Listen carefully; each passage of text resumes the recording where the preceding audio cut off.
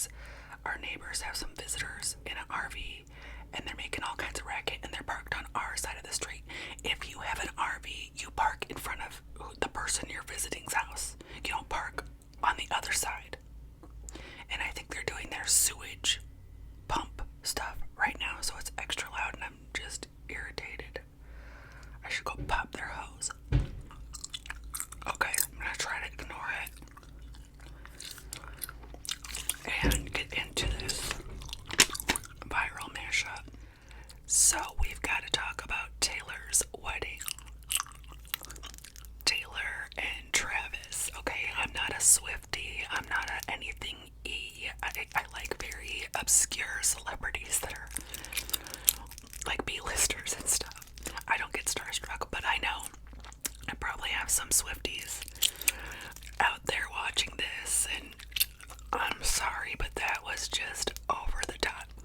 She rented out Madison Square Garden as her venue, and it was a whole thing, and streets had to be shut down. It just, come on. Have a venue out away where you're not going to disrupt everything. This is your personal day. It's not even a concert. You have no business shutting down streets and shit. Huge event, so they hired, there's a lot of staff. And apparently, some of the staff and the servers or something were capturing photos. Now, it was already agreed to that there would be no photos, right? I get that. And they did it anyways. So was that wrong? Yes. So some stuff leaked. And apparently Taylor is saying she's going to take legal action. And I think she should chill.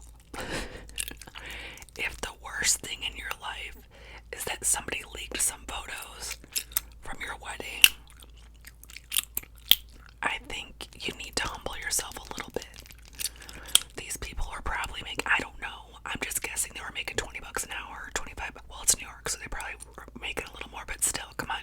You want that much staff, you want this big of a festivity, there's going to be some stuff that gets out, right?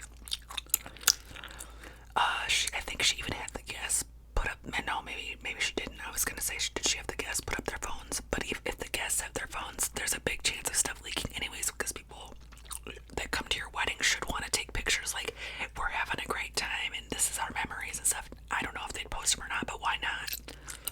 When I go see my friends and family at a wedding, I want to share the photos. We all got dressed up.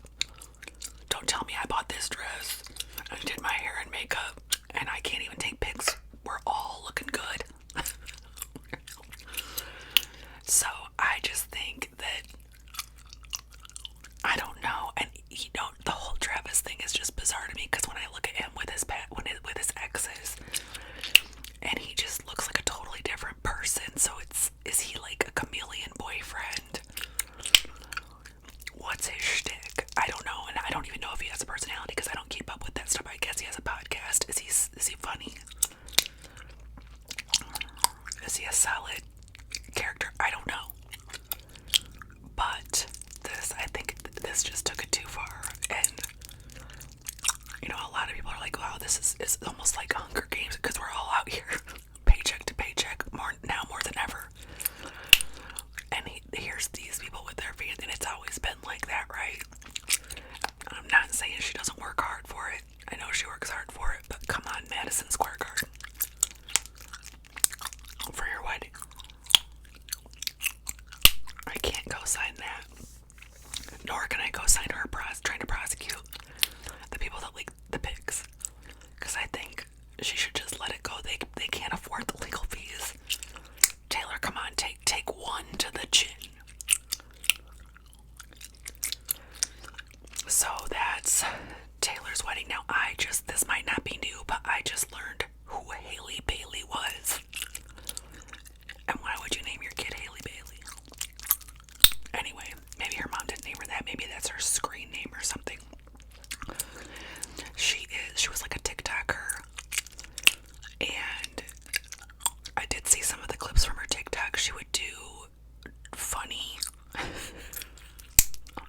funny to me, but people have a different sense of humor than me. She would do like scripted, funny little skits, you know. Those don't get me, and I don't get them, and that's fine. So she got big over there on TikTok, and she was dating a football player. I can't remember his name. And he doesn't want his name out there anyways. He had told her from jump that he was a very private guy. And at first she seemed to respect that, right? She didn't talk much about him in interviews or while she's out and about. She'd be like, no, he's a private guy. He's a private guy. So they were married, I believe, and split up. And then she had to do an interview a little bit later. Now he's married again already. So it's been some time. He's already married. He's already got a wife and I think a kid over there, which means you should probably keep his name out of your mouth. Unless he did you dirty. Like, unless he's a low down. If it was, because she was like, we're still great friends, you know, it was just agreed upon that they were questioning her about the breakup. And she said good things about him, but then he's like, well, so why then, if he's such a good guy or whatever? Ultimately, what's the problem? And she said, well, he wanted kids and I didn't, or he wanted kids right away and I didn't. And I'm thinking, how does this become something for divorce? Isn't this something that's discussed pre-tying the knot? Because I hear about this a lot and I'm like, wasn't this previously discussed at all? So then she just can't stop herself. And she says he was also too large down there. And I think she grabbed 2 Coke cans to show how large she meant. And that, of course, she's a big TikToker. The interviewer was probably a huge interviewer. I don't know. It went nuts, right? And everybody was DMing him, and then he was getting these companies, these corn companies were trying to get a hold of him to join their platforms or make movies, you know. And, you know, his poor wife, she was getting all kinds of weird DMs and emails and stuff too. Like, they have a child, so maybe don't talk about. And she did apologize, but she said, you know, well, I said a lot of good things about him. And the point is, though, what if he had said that her stuff was abnormally crazy? Just because he's a guy doesn't mean you can go around when you have this big of a platform. Like, okay, if you want to tell a joke on you're drunk and you and your girls are sitting on the couch, okay.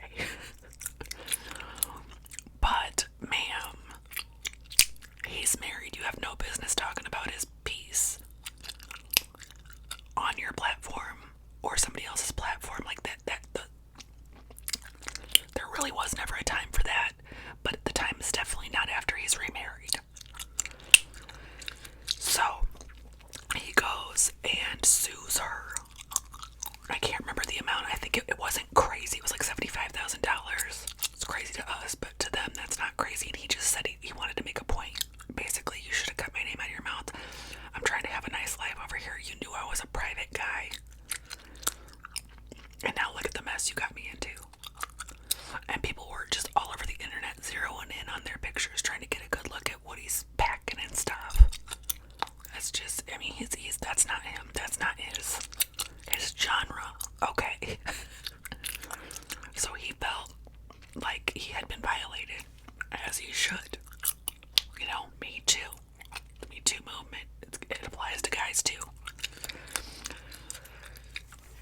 And she's also that celebrity that dressed up as Marie Antoinette at that event and said, let them eat cake, which I remember that. I just didn't really know who she was at the time. Okay, we have, oh God, the pretty girl.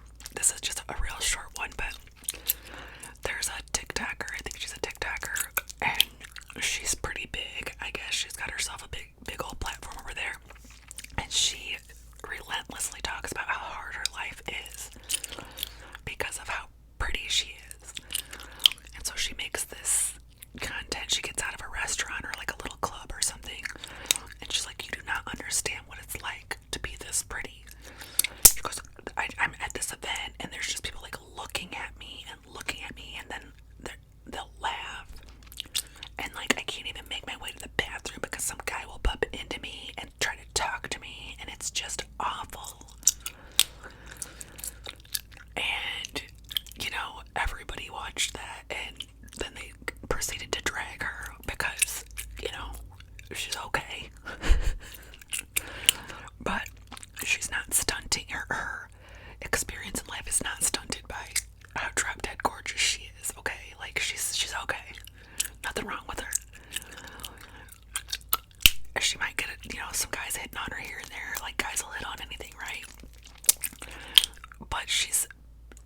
drastically blowing her beauty out of proportion, her experience of being beautiful out of proportion. Now, maybe people recognize her from having a platform, you know, like, oh, there goes Jane Schmo from TikTok, you know, and so people are, that's cool, right? But to her, she thinks it's all because she's so beautiful. Anyway, it was funny to see all the comments because she really needed to be humbled. But was she humbled? No. Everybody's a hater, and she really is. She gets back on like, you can't tell me I'm not commercially beautiful. You can't tell me blah blah blah. So she is driving it. She's going to die on that hill. She's going to die on the hill that she can't experience life in a positive way because of how beautiful she is. And then the last one I have on here is the haircut girl. So there was a girl. She, again, a large platform. She was a streamer, okay? She booked a haircut appointment. She lives in LA. I think her appointment time was 11. So she gets in the car at 11:02, and it's gonna take her, or whatever time she got in the car, it was gonna put her a little after her appointment time already. Now there's a 15-minute window. That's the policy at the haircut place. So she gets in the car to go. She pulls up. She's already at that cutoff time. She calls the lady. She's like, I can't find the place, blah, blah, blah. And the place is in a mall. So now she finds parking, and then she's still got to get through the mall. She gets to the door. The lady's like, hi. The haircut lady's like, hi. Come on in. So she sits her down, and the girl tells her what she wants done with her hair. And she goes, okay, I'm going to be honest with you. Because you were late, we don't have enough time to do that. So she did evaluate her needs, at least. Oh, she gave her some water. So she was being, you know, accommodating and with what you want. I can't fit you in without making the next client late and then the client after that late. So you're going to have to reschedule. And this girl loses it. She has a total bitch fit in there. And then she gets to her car and she cries real tears over a haircut. She cried. Girl, people out here are losing $200 deposits on stuff. She didn't even keep a deposit or anything. All she did was tell her she has to reschedule, and she told her any day next week she could find time to get her in. And she's in her car crying to the TikTok about how she was mistreated. And because, you know, not everybody's gonna stand for that, she gets dragged about, you know, her entitlement, and she's like, you guys don't understand, I had to miss work, blah blah blah. Well, it turns out she's a full-time streamer. She's a full-time streamer. We don't care. You film around the other stuff that you have to do. That pissed me off. I don't know, not really pissed me off. It pissed me off because I know these people. I've seen these people. I know these people. You come across these people. And it's worked for her in the past, and that's why, you know, she continues to do it. I guess she's from Wisconsin. And she also came out to say, you know, my mom's late for every hair appointment, and nothing ever happens to my mom. Well, maybe your mom has been going to the same lady for, 100 years, and that lady's always running behind anyways, and maybe